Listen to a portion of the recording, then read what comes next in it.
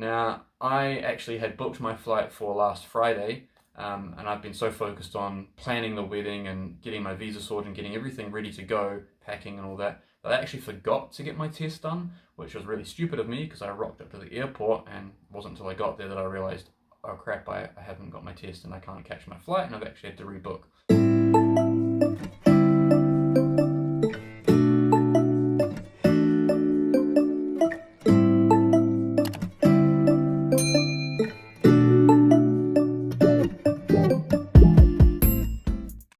Kia ora fellow travellers and welcome back to Budgeting Borders. Hope you're all doing well. Today I've got a slightly different video for you, and it's going to be about getting my visa for Indonesia.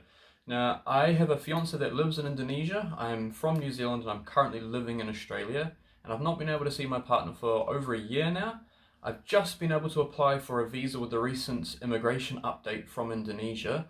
So I've applied for my visa, I've booked my flights, and I'm getting ready to fly off to Indonesia hopefully on Tuesday. Now, I just want to talk to you a little bit about my experience about applying for the visa, how it all went, all the fees and all the costs and all the different things you should be aware of when you're applying for your visa and trying to travel to Indonesia. Now, let's start with the most simple and basic thing is your visa. Obviously, to get into Indonesia right now, you have to have a visa. There's only a few different visas that the government is accepting at the moment. That's things like diplomatic visas, humanitarian visas, and the main one that most travelers are going to be applying for is your business visa, your B211A or B122A. I can never remember which way around it is. But it's basically a visa that allows you to stay in Indonesia for, I think, 2 months at a time. It's for the purpose of having business meetings or conducting business talks while you're in Indonesia. Now, you shouldn't be applying for this unless you are actually going to use it for a business visa or you have some other legitimate reason that you're trying to go across to Indonesia for. I'm using it because I'm going to get married over there in Indonesia. I haven't seen my fiance, as I said, for over a year now. So I'm going to be over there getting married, and I might do some investing as well while I'm over there just to make sure that I'm using my visa legitimately. Now, to apply for this visa, you can do it either yourself, which is the cheapest way, or you can use a visa agent, which is a little bit more expensive, but they do everything for you. You don't have to worry about anything, and you just pass them all your information, pay the bill, and then they'll send you the visa in a couple of weeks, hopefully.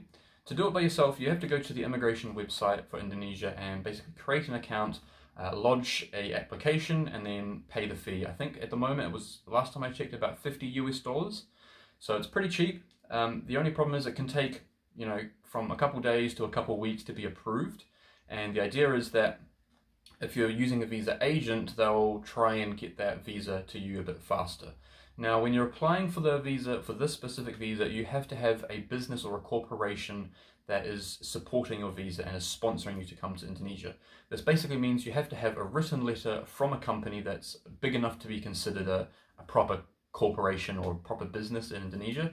There's differences about the regulations about what company is and what company isn't. It's basically about how much money that company has in total, I think.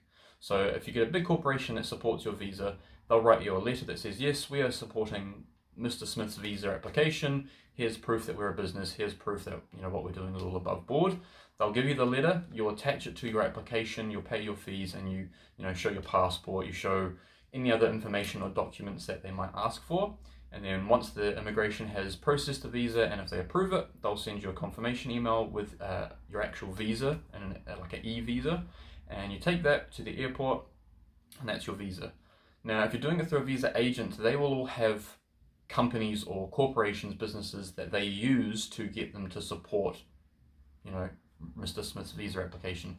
So that's how a lot of people are getting to Indonesia at the moment, even though it's not technically legal. They are just going to a visa agent. Visa agent finds a company, they pay the company. I think at the moment I've seen between sort of 5.5 million IDR and maybe even up to like 10 million IDR. It all depends on who you go see, who you know, that sort of thing. That's why it is a lot cheaper if you do it yourself. But if you're doing it yourself, you obviously have to find your own corporation or your own business inside of Indonesia that's going to be willing to support your visa application. So just keep that in mind. Now, if you're using a visa agent, make sure you're using a reputable visa agent. Don't just use the first one you found. Do your research. I'll try to leave a link in the description below to a couple visa agents that I've not used personally, but I've heard a lot of good things about, so check them out. Definitely do your own research first. When I did my visa application, I processed it myself with the help of a friend who actually works in immigration in Indonesia. So I did have to pay a little bit extra to get my friend to give me a hand, just, you know, as like a thanks sort of thing. But it was a lot simpler, it was a lot faster, and it's, you know, I'm just lucky to be able to have a friend who works there in immigration. Now for you, if you're going to be doing it by yourself, make sure that you give yourself enough time to get the visa application sorted before you book your flights. You don't want to book your flights and then not have your visa, and then you've got to cancel or rebook your flights and just wasted time and money. Now, to get into Indonesia, there's a few things you need to have apart from your visa. You need to have a negative PCR COVID test that's no older than 72 hours from the date of your first embarkation point. So for me, I'm going to be leaving Perth. So 72 hours before I board the plane in Perth is the longest period that I can have my test. So I went for my test I went for my test this morning at 7 a.m. I'm hoping to get the test results within 24 to 48 hours, and that'll leave me just enough time to get the results, print them off, and then take them to catch my flight. You also need to, if you're transiting anywhere, you need to make sure you check the regulations of the country that you're transiting in. I'm going to be transiting in Singapore. For Singapore, if you're transiting, you don't require any specific documents or anything like that. You just, basically, if you're transiting less than, I think, 48 hours, you can just fly over there straight away. I'm not 100%, but I don't even think you need a PCR test, but check that first. I couldn't see it anywhere on the list of requirements. You probably do, so just get it done anyway. You're going to need it for Indonesia. Now, I actually had booked my flight for last Friday, and I've been so focused on planning the wedding and getting my visa sorted and getting everything ready to go, packing and all that, that I actually forgot to get my test done, which was really stupid of me because I rocked up to the airport, and it wasn't until I got there that I realized, oh crap, I haven't got my test and I can't catch my flight, and I've actually had to rebook. So make sure you remember everything you need to do. Another thing you'll have to do before you enter Indonesia, which I think you can do at the airport, is fill out an online EHA Form. It's basically an online document. You give it all your information. It's like a health check sort of thing. It asks you all the basic COVID questions I'm sure everybody's familiar with now. You know, are you feeling cold? Are you feeling sick? Do you have any cold or flu symptoms? That sort of stuff. I think you're supposed to print it out, but I believe you can print it at the airport if you ask them nicely.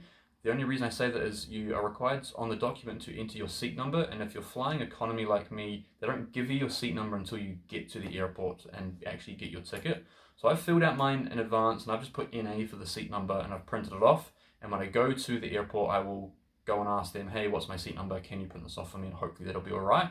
But those are the two main things you need when you're entering Indonesia, is your test and your visa and the online EHA form. So 3 things really. And obviously you need your passport. Now, if you're going to be traveling from Australia, you need to make sure that you can actually legally leave Australia. At the moment, only certain people can leave Australia without an exemption. I'm a New Zealand citizen, and luckily us New Zealanders, we can leave Australia without an exemption. But if you're an Australian citizen or a permanent resident, you will have to apply for an exemption to leave Australia before you leave. That can take up to a couple of weeks to be approved, so make sure you check out all the information about that. As I said, I don't need it, so I haven't actually gone through that process. But yeah, like I said, if you're Aussie or you're a permanent resident, you will have to check that out.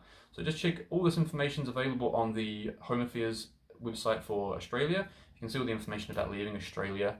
So yeah, that's pretty much my experience so far. I've got my visa, I've got my flights, I've got my COVID test. I'm hopefully getting the results tomorrow morning, which will be just enough time. And then I've got my EHA form, and that's everything I need to get into Indonesia. Obviously, again, if you're transiting in another country other than Singapore, or even in Singapore, obviously check all the information you're required to transit in that country. Now, another thing is domestic flights. So when I land in Jakarta, I'm going to have to do a 5-day isolation, and then I'm going to be flying to a place called Makassar on a different island. Now, at the moment, there's a lockdown in Indonesia for domestic flights. I believe it's starting on the 6th of April. But at the moment, if you're trying to do a domestic flight in Indonesia, even now, you have to have a COVID PCR test that's no older than 24 hours. In Indonesia, for the first time, if you just arrived, you'll have to isolate for 6 days and 5 nights, and you'll receive a PCR test on your 5th day. So on the 5th day, I've got my PCR test, and then on the 6th day, when I check out of the quarantine hotel, I've got my flight booked, and I should have the results of the PCR test before I leave the hotel, and that should be just, bang on 24 hours before I catch my flight. So make sure if you're traveling domestic after you've arrived at Indonesia, make sure you're getting another PCR test before you leave, and make sure it is 24 hours before you fly, not 72. It is very difficult to get that done because obviously it usually takes about 24 to 48 hours to receive the results of your PCR test. So yeah, make sure you're getting that done before you book your domestic flights. That's pretty much it, guys, for traveling around. Obviously, you'll have to quarantine. You have to book your own quarantine hotel. That's another thing. So you can. I've heard that when you arrive in the airport, and for me, Jakarta, I'll be presented with a list of hotels that I can use for my isolation, or you can find them online yourself if you want to try and find a better place or a cheaper place. But just make sure it is on the approved list when you arrive.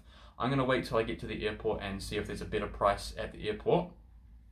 If not, then I'll just book online while I'm at the airport and then go to that isolation hotel. Most of them do a package deal, sort of, I think it's about between sort of 4 and 5 million rupiah, like Indonesian rupiah, and that includes all your foods, and most of them include your transport costs to and from the airport if you're doing, you know, a follow-up flight. But yeah, I think that's pretty much everything, guys. If I've forgotten anything, remind me down in the comments below. Leave a like if you enjoyed this video. Don't forget to subscribe. I'll be releasing some more videos soon when I arrive in Indonesia, and I'll just detail my whole process of getting to Indonesia and traveling around, and I'll just keep you guys, you know, posted with these videos. So hit the notification button if you want to be alerted anytime a new video comes out. And until next time, guys, have a good day. If you enjoyed this video, don't forget to hit the like button and subscribe for more videos related to travel and work.